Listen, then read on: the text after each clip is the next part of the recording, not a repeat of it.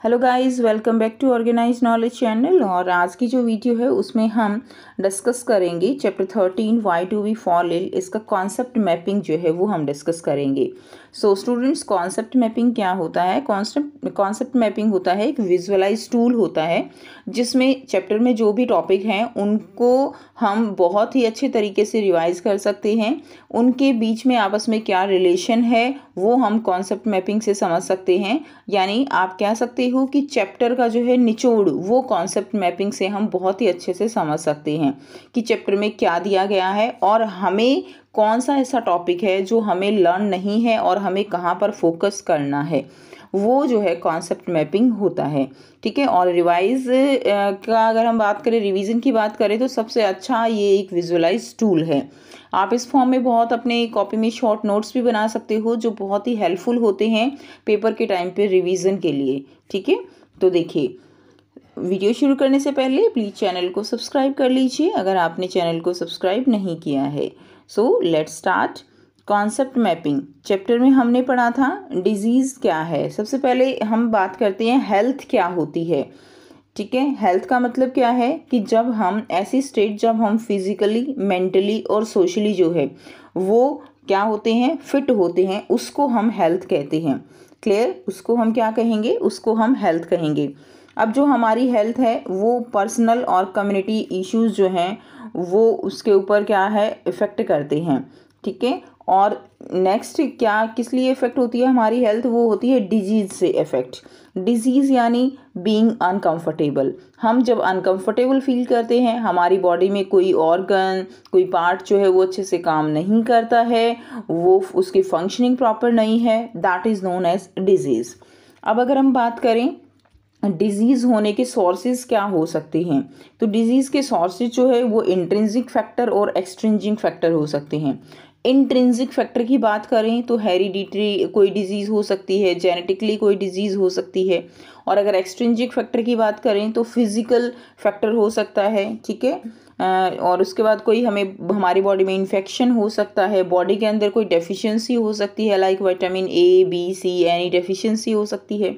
Inherited भी factor हो सकता है, जैसे कोई from one generation to another generation कोई डिजीज़ जो है वो पास हो जाती है। ठीक है। तो वो इनहेरिटेड फैक्टर हो सकता है। अब अगर हम बात करें डिजीज़ की टाइप्स की, तो टाइप्स में देखिए सबसे फर्स्ट क्या है, एक्यूट डिजीज़। एक्यूट डिजीज़ कौन सी डिजीज़ होती हैं? जो शॉर्ट ड्यूरेशन के लिए होती हैं उनको हम क्या कहते हैं? उनको हम एक्यूट डिजीज़ कहेंगे। ठीक है। नेक्स्ट है अगर हम एक्यूट डिजीज़ में बात करें तो जैसे कोल्ड कफ है, बहुत जल्दी ठीक हो जाता है, तो वो क्या है, that is acute disease. Next is chronic disease. Chronic disease like long duration के लिए जो होती हैं उनको हम क्रॉनिक डिजीज़ कहेंगे। टीबी है, शुगर है, डायबिटीज़ है। ठीक है।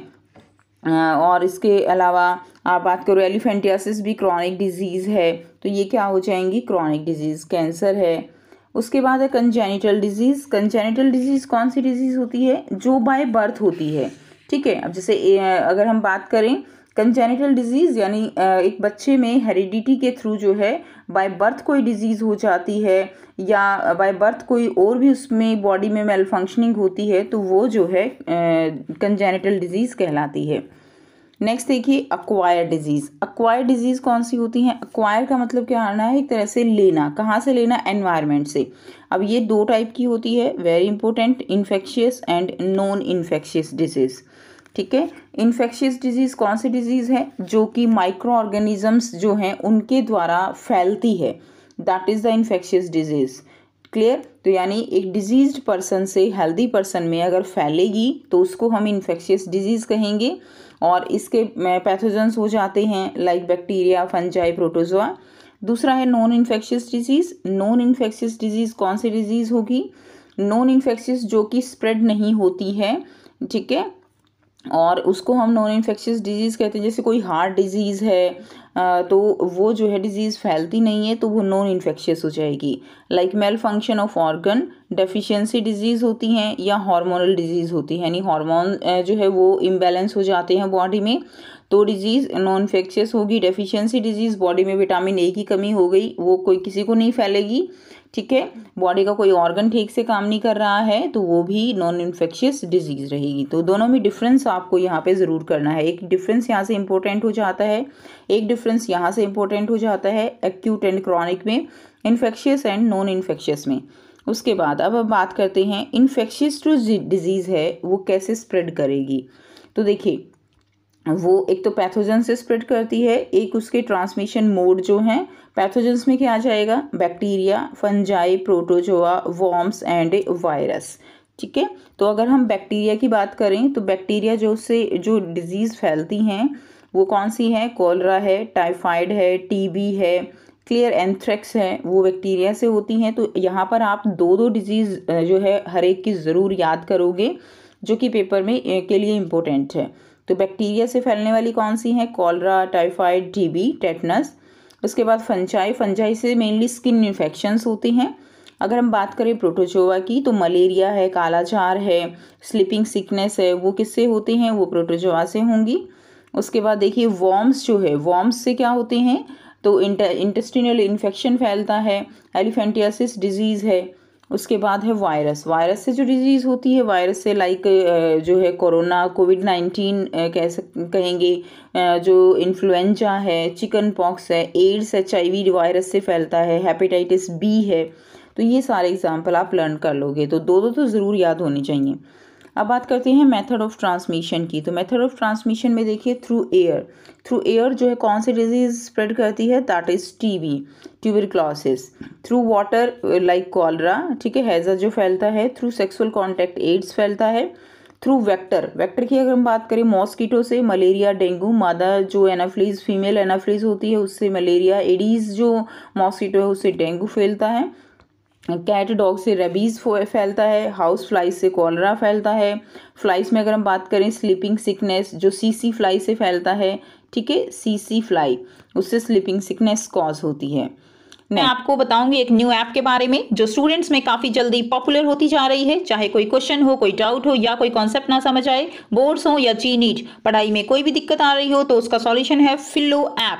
अपने डाउट्स को किसी भी टाइम क्लियर करें इन दीज 3 इजी स्टेप्स। सबसे पहले इस ऐप को प्ले स्टोर या ऐप स्टोर से डाउनलोड कर लें, अपने फोन नंबर से इजीली साइन अप कर लें, अपने क्वेश्चंस का पिक्चर लें या उसे टाइप करके सबमिट करें और फिलो आपको 60 सेकेंड्स में इंडिया के टॉप एक्सपर्ट से लाइव कॉल पे कनेक्ट कर देगा। आपके क्वेश्चन में आप कहना चाहते हैं कि बल्ब की पावर कितनी है। अगर बल्ब जो है वो 220 वोल्टेज पर ऑपरेट हो रहा है, राइट। इस बैटरी का जो वोल्टेज है वो आपको गिवन है 220। तो ये आपको सिंपल रिलेशन हो गया यहाँ पर। अब अगर कोई आपको और डाउट है तो बताइए। So guys, it's just simple. Have any question? Just ask Philo. You can get 10% off by referral code OKE001.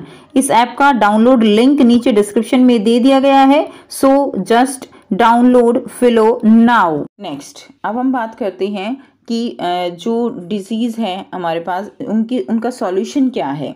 तो सॉल्यूशन है प्रिंसिपल ऑफ प्रिवेंशन और principle of treatment. Principle of prevention क्या है कि हम डिजीज़ होने से पहले तो खुद को बचाएं, वो प्रिंसिपल ऑफ प्रिवेंशन है। और दूसरा है जब डिजीज़ हो जाती है तो उसका ट्रीटमेंट करना है। तो एक तो हम जैसे सफाई का ध्यान रखते हैं तो वो प्रिंसिपल ऑफ प्रिवेंशन में आएगा। और ट्रीटमेंट क्या है, मान लो सफाई का ध्यान नहीं भी रखा या रखते हुए भी हम बीमार हो जाते हैं, ऐसा नहीं है, तो अब उसके लिए जो हम ट्रीटमेंट लेते हैं, ठीक है, वो प्रिंसिपल ऑफ ट्रीटमेंट है। अब देखिए प्रिंसिपल ऑफ प्रिवेंशन की अगर हम बात करें, ठीक है, या पहले ट्रीटमेंट की बात करते हैं। तो ट्रीटमेंट में क्या है कि हमने जो है reduce the effect of disease, जो डिजीज़ हो चुकी है उसके इफ़ेक्ट को पहले तो कम किया जाए, उसके जो सिम्टम्स होते हैं उनको जो है किया जाए। जैसे कि कोई डिजीज़ है उसमें फ़ीवर आ रहा है तो फ़ीवर क्या है, उसका एक सिम्टम है।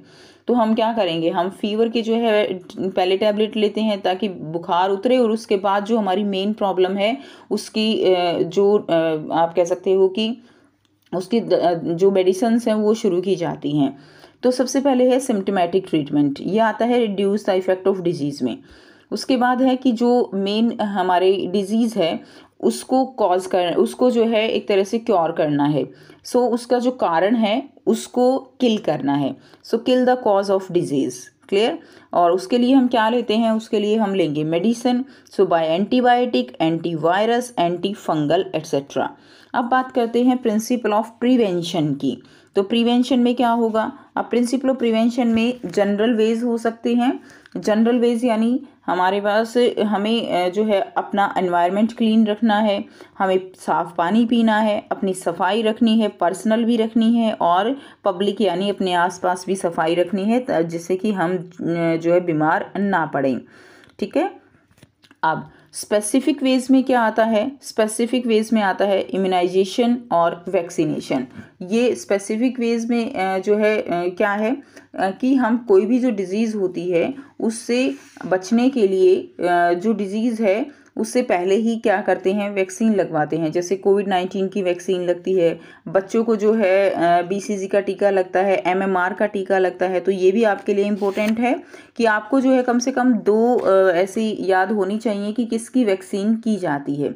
तो आप याद रखेंगे कि MMR के लिए मीजल्स, रूबेला, ठीक है, उनके लिए टीका लगता है। उसके अलावा BCG का बच्चों को टीका लगता है, हेपेटाइटिस का टीका लगता है, कोविड-19 का जो है वैक्सीनेशन किया जाता है। तो ये चीज़ आप याद रखेंगे। उसके अलावा इसमें जो इम्पोर्टेंट है आपका कि एंटीबायोटिक जो है, एंटीबायोटिक ये क्या है, तो एंटीबायोटिक ये बायोकेमिकल पाथवे जो बैक्टीरिया का होता है उसको ब्लॉक करने के लिए इम्पोर्टेंट होती हैं। ठीक है, इसलिए ये इफ़ेक्टिव होती हैं उनके अगेंस्ट। फॉर एग्जांपल एंटीबायोटिक का एग्जांपल आपको याद करना है, पेनिसिलिन है, टेट्रासाइक्लिन है। क्लियर।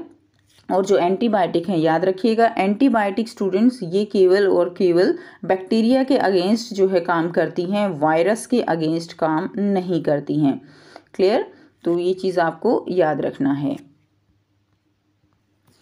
सो ये था कंप्लीट चैप्टर। आई होप सभी को ये जो कॉन्सेप्ट मैपिंग है इससे काफ़ी हेल्प मिलेगी रिवीजन करने में, और मेन जो टॉपिक हैं वो आप यहाँ से जो है कवर कर पाओगे। क्लियर। और अगर वीडियो अच्छी लगी तो वीडियो को लाइक ज़रूर कीजिए, शेयर कीजिए और चैनल को सब्सक्राइब कर लीजिए अगर आपने अभी तक नहीं किया है। So thanks for watching. मिलते हैं नेक्स्ट वीडियो में नेक्स्ट टॉपिक के साथ। Take care, have a nice day.